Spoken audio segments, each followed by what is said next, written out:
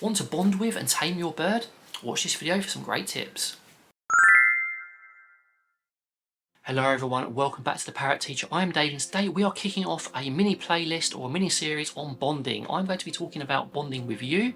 I'm going to be talking about bonding two birds together, caging two birds together, housing them together, and lastly, troubleshooting tips on bonding, both with you and other birds, to help you get through any problems because it can be a quite complex process. But to kick off, let's talk about bonding and taming your parrot. Bonding and taming is exactly the same thing. I prefer to call it bonding because you're trying to form a friendship or a relationship with them rather than just getting them to do what you want, which is what taming kind of implies. So I think bonding is a much better word. And this video applies to all parrot species. I know there's a lot of creators out there who will say, no, you have to have specific things for specific parrots.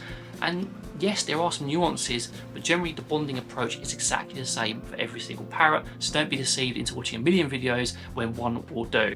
Now I'm going to assume you've just brought your parrot into your environment, just brought them home, and you've just met them in this video to help you bond with them. These tips will apply if your parrot's been with you for a long time and you're a bit worried and you want to start forming a bond with them, but it may be a bit more complex.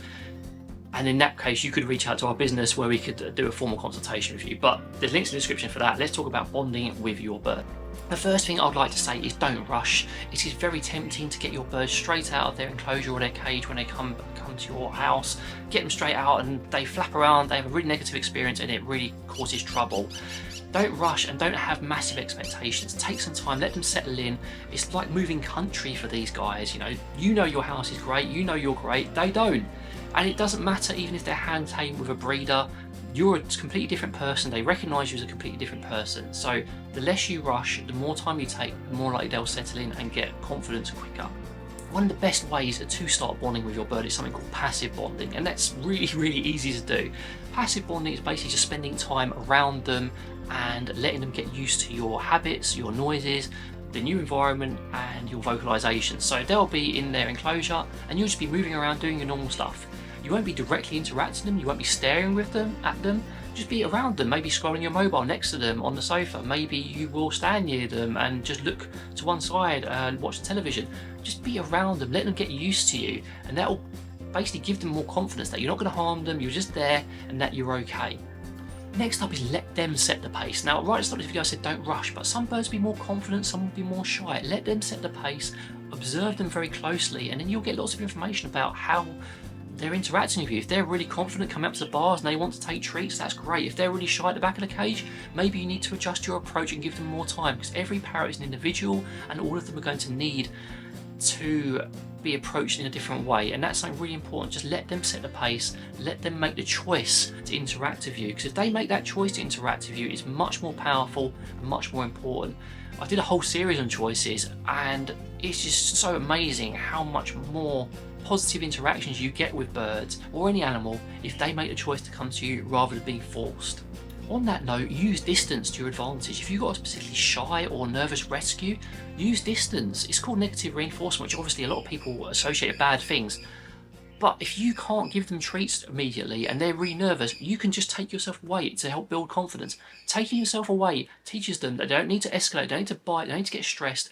You're just going to be there, you can do your own thing and go away. And that's why we love the passive bonding so much, because it's teaching them confidence that you're not going to do anything harmful to them. Most importantly, positive reinforcement. Once you've done a bit of passive bonding, once their confidence is growing, start treating them. Get them a high value treat, just hold it up through the bars or even drop it into a treat bowl if you have to build that great association. It's about reinforcing that you come with good things all the time and you're not going to force them to do anything. Don't even think about too much training at this point. Just hold up your arm at distance with a cage. You may have to do this for a little while and just give them a treat through the bars. Let them come and take it, let them choose. If they don't want to, that's fine. You can move it away or pop it in a treat bowl so they can choose to come. Just pop a treat through the bar and let them start associating you with positive things. If things are going well, then it's great. You can keep on escalating things, you can get them out, let them explore, let them get on, you start formal training. If you want to do anything, make sure you're giving them something in return. A lot of people say, oh, you can't treat all the time, it'll spoil them. No, you want them to step up, give them a treat, make it a formal training thing, it will help. Do target training through the bars. Target training is an awesome first step training, which involves a bit of distance because obviously you're using a stick, and it helps to build a training repertoire and allow you to guide them where you want them to go without having to directly interact. If you ever get stuck, there's loads of videos on my channel exploring behaviour, all sorts of things. Just learn about your bird, take the time to get to know them, and you'll do fine. If you have any comments or questions, I'd love to hear from you down below. The next video in the series will be about bonding two birds, but in the meantime, take care and see you later.